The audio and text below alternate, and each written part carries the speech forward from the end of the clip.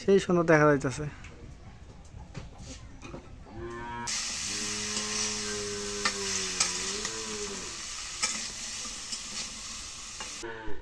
আসসালামু আলাইকুম, আপনারা কেমন আছেন?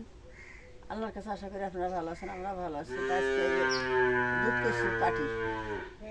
দুধ কচু কাটি আজকে দুধ কচু আজকে রান্না করবো।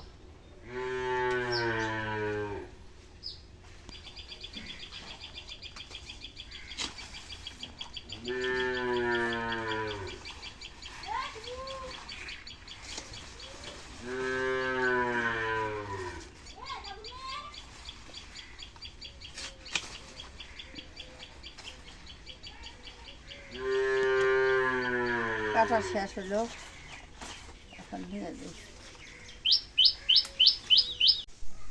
এখন মূলা দুধ কচু গুলো কাটে নেই, দুধ কচু দিয়ে মূলা দিয়ে রান্ধি। এলে নতুন মূল্য বউ, হ্যাঁ, নতুন এই মূল্য বছর। খালি বাড়াইছে, বাজারে বাড়াইছে তাই আনছে। তাই নতুন মূল্য দিয়ে আজকে এই দুধ কচু দিয়ে আর শুটকি দিয়ে আজকে রান্না করা হবে। ভালো লাগে। এই মূলা 50 টাকা কেজি, এই মূলা। নতুন যে বাড়াইছে। হ্যাঁ,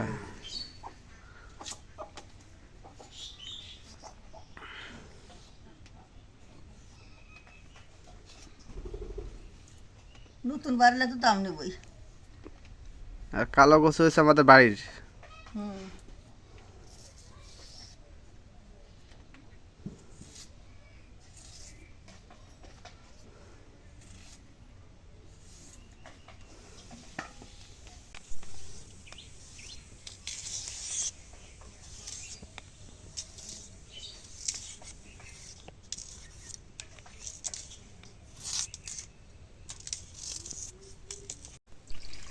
এখন তরকারি গুলো কাটা হয়ে গেছে, এখন ধুয়ে নেই।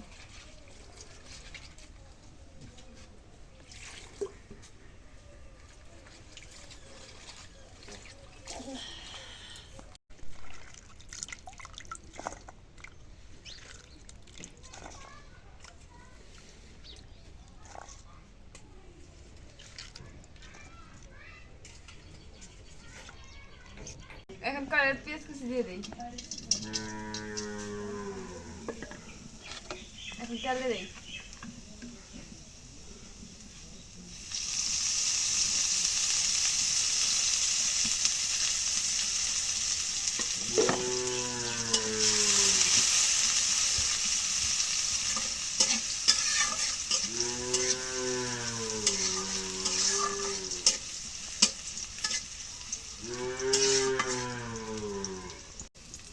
এখন শুটকি গুলো জানাতে পারি জানি।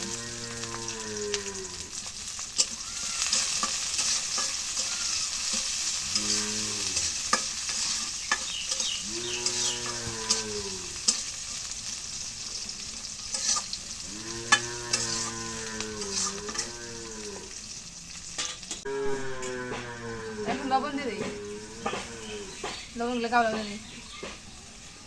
বিশাল বড় ভান্ডার মধ্যে নিছো। মরিচগুলো দিয়ে দিই।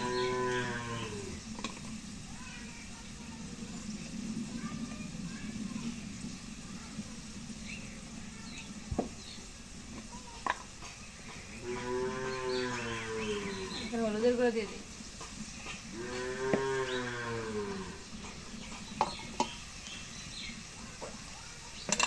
এখন জিরা বাটা রসুন বাটা দিয়ে দিই।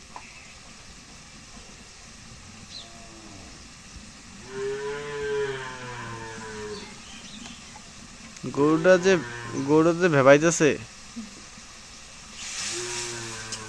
এটা আমাদের গরু না, আমাদের বাড়ির পাশে একজন গরু কিনে নিয়ে আসছে বাছুর। বড় তো ছোট না, বড়।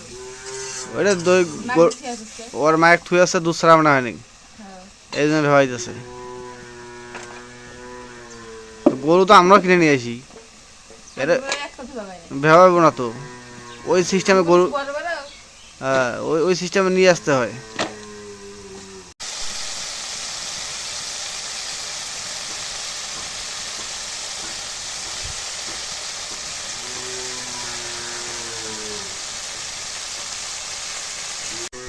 এখন তরকারি কাটাগুলো দিয়ে দিই।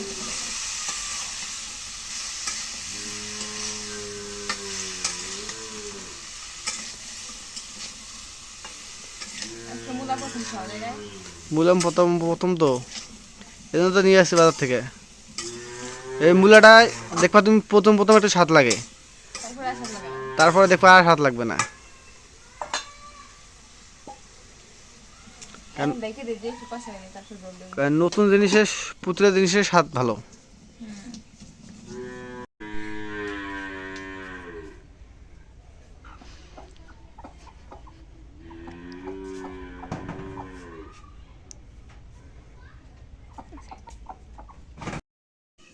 এখন তরকারি কষা হয়ে গেছে, এখন জল দেবো।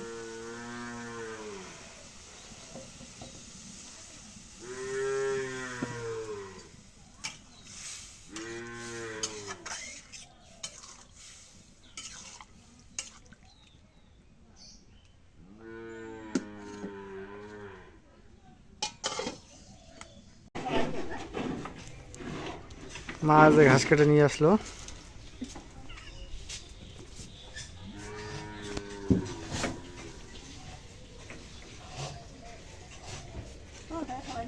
অনেকগুলো ঘাস নিয়ে আসছো, এগুলো গরু খাওয়ালে গরু হাগা হবে না?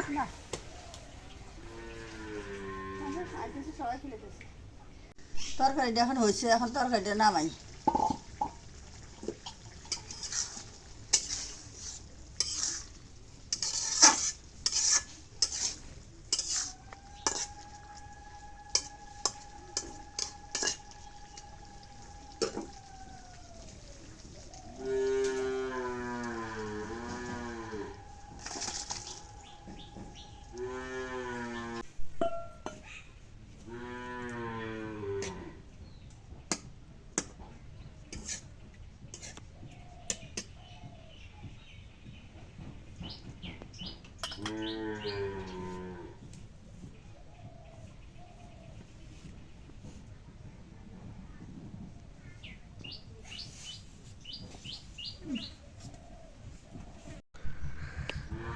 সকালে হলো বৃষ্টি, আর এখন আকাশটা রোদ উঠছে, আকাশে রোদ উঠছে এবং আকাশটা এখন কত সুন্দর নীল হয়ে আছে,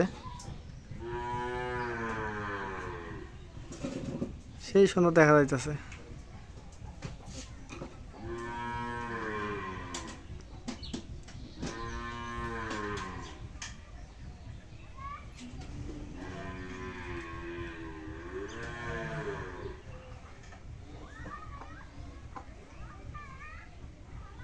আজকে আমরা রান্ধিব বেগুন আলু শুটকি দিয়ে। এখন বেগুনগুলো কেটে নেই। এগুলো তো মার খাওয়া দেবে না না? না, মার লোক খাওয়া দেবো না। মাছ দানে আলাদা কি করবা? বেগুন ভর্তা, বেগুন ভর্তা, শাক ভাজি। ছাগলের সাথে জ্বালা শুরু করলো। মাছ শাক ভাজি আছে। এটা ছাগল এ খাইস না রে। বেগুনটা ফসা বাড়াইলে খাতে খা। বর্তমানে বেগুন কথা বাদ দাও।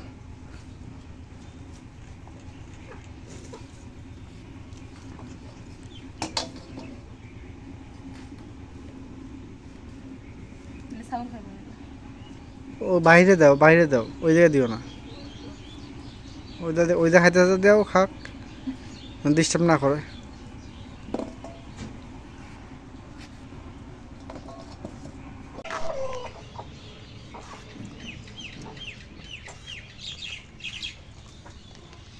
বর্তমান বেগুন বেগুনগুলো সবগুলো ফসা বাড়ায়।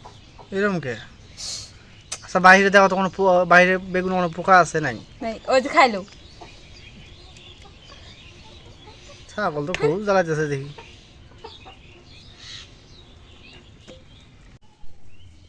এখন বেগুন কাটা শেষ, এখন আলু কেটে নেই।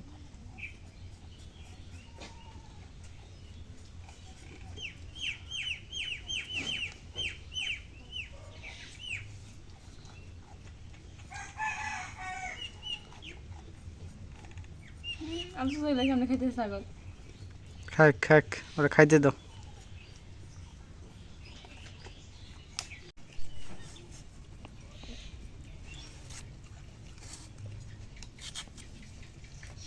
তরকারিগুলো এখন কাটা হয়ে গেছে, এখন ধুয়ে নেই।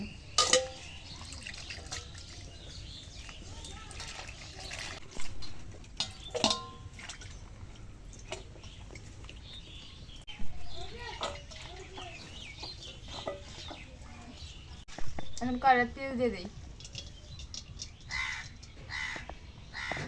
একবার মাখা ছাড়া দেবে নাকি? না বেগুন মাখা ছাড়া দেয় চুলাতে ধরাইনি।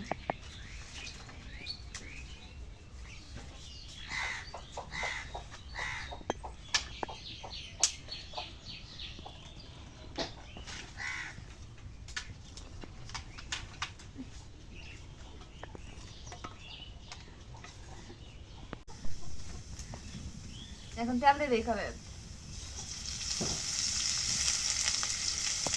তেল দিয়ে শেষ করে জানি।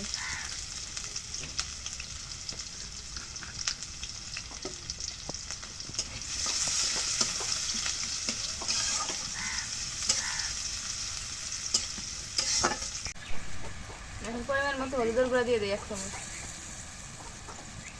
আর দেওয়া যাবে না বেশি। তরকারি অল্প না? হ্যাঁ মরিচের গুঁড়া দিয়ে দিই 1 চামচ।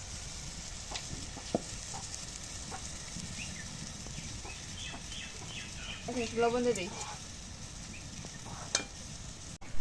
এখন জিরা বাটা, রসুন বাটা, পেঁয়াজ বাটা দিয়ে দিই।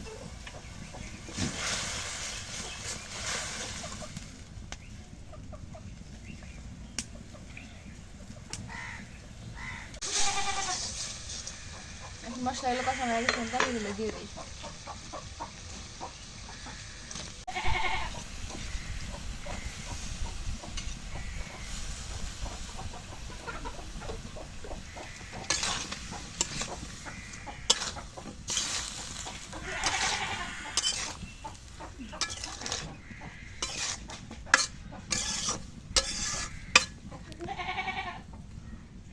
এখন একটু রেখে দিয়ে কষায় নেই।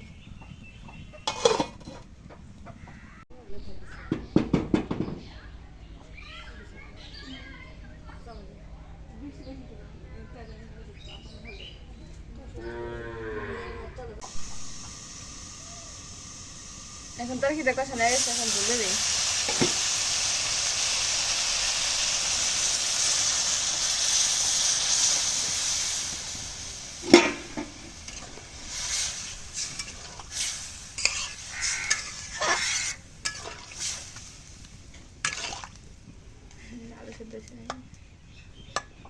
সেদ্ধ হয়েছে?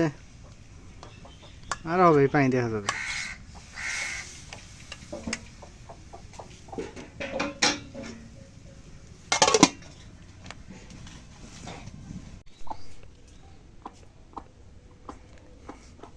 মুরগিটা ওই জায়গাটা ঘরে ঢুকে দিনও বানাইছে, উষ্মাতি হয়েছে। হ্যাঁ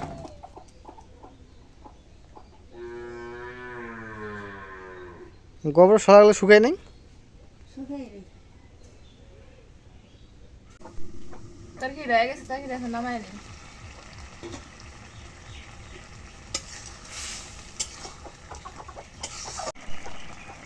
এখন তরকারি লাইলে নেই।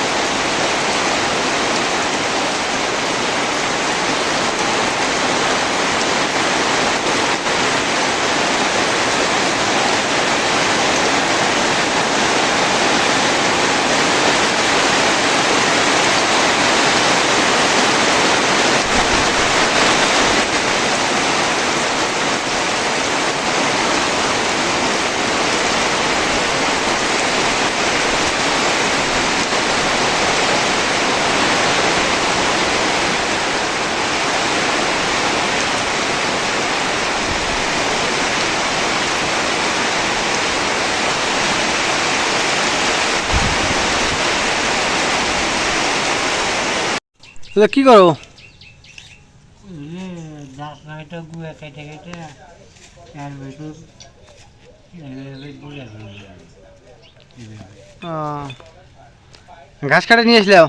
ঘাস কাটলাম ওই সারা দিলে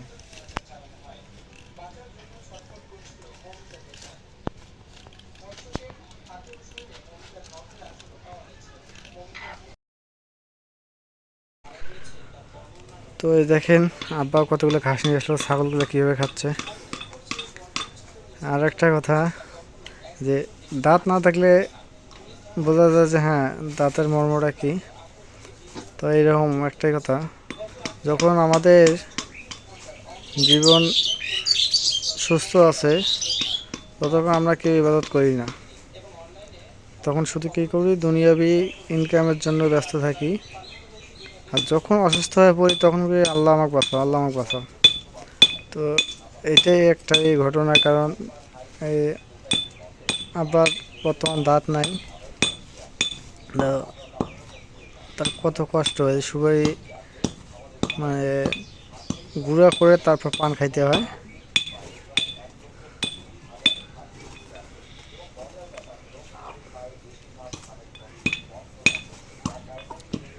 তো আপনাদের সবার কাছে একটা অনুরোধ, যারা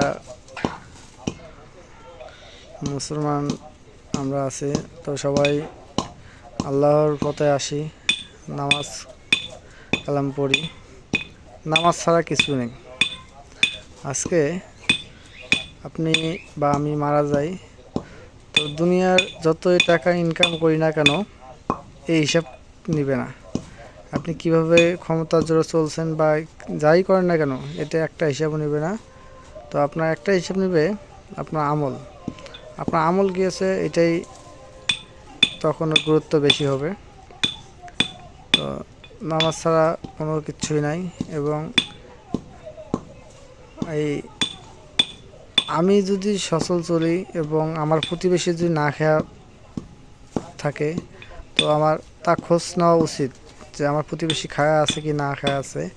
এটা কিন্তু একটা ইবাদতের একটা মধ্যে পড়ে। নামাজ পড়েও বাধ্যতামূলক আছেই, নামাজ ব্যতীত কিছু ইবাদত আছে বা ইসলামিক কিছু আছে, হুকুম আছে, এগুলো আমাদের অবশ্যই মানতে হবে। কারণ আমি পেট ভরে খাওয়া দাওয়া দিব্যি ঘুমাইলাম, আমার প্রতিবেশী না খেয়ে আছে, তো এটা আমার উচিত হবে না যে আমি তার খোঁজ না নিয়ে আমি আমার মন মতো আমি খাওয়া দাওয়া করে ঘুমাবো। তো আপনারা দোয়া করবেন, আমি ইনশাল্লাহ এই জিনিসগুলো অবশ্যই আমি হিসাব করে চলি। কারণ আমি যখন আমার কোনো প্রতিবেশী খাবার থাকে না আমার বাসায়, আমি নিয়ে আসার পর তাকে খাবার দেব, দেওয়ার পর তাকে আমি চাউল থাকে চাউল দিয়ে দিই, আর যদি হাতে কিছু টাকা থাকে আমি তাহলে আমি দিয়ে দিই। আপনারা বলতে পারেন যে ভাই কই কোনোদিন বলে দেখলাম না। ভাই দান দান যে আমি করি এটা ব্লগে আমার দেওয়া আমি ইচ্ছা পোষণ করি না। আমি কি কারণে আমি যেটা দিছি আমি এটা মন থেকে তো তাক দিয়ে দিছি। তো সবাই একটু সহনশীল হন, গরিব দুঃখীর পাশে দাঁড়ান। কারণ দুনিয়া ভাই দুই দিনকে দুনিয়া, এই দুনিয়ায় কেউ চিরস্থায়ী না, ক্ষণিকের জন্য সবাই আছি, আবার চলে যাব। আসছি দুদিনের জন্য, আবার চলে যাব। শুধু সাদা কাপড় নিয়েই চলে যেতে হবে। তো আমার কথার মাঝে যদি কোনো ভুল ত্রুটি হয়ে থাকে তো সবাই একটু ক্ষমা দৃষ্টিতে দেখবেন।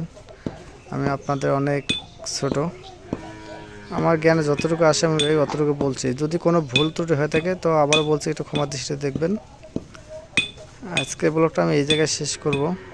যদি কথাবার্তায় বা ব্লগের যে কোনো ভুল ত্রুটি হয়ে থাকে অবশ্যই একটু কমেন্টে জানাবেন। আর সবাইকে ধন্যবাদ জানিয়ে আজকের মতো এই জায়গায় শেষ করতেছি। খোদা হাফেজ।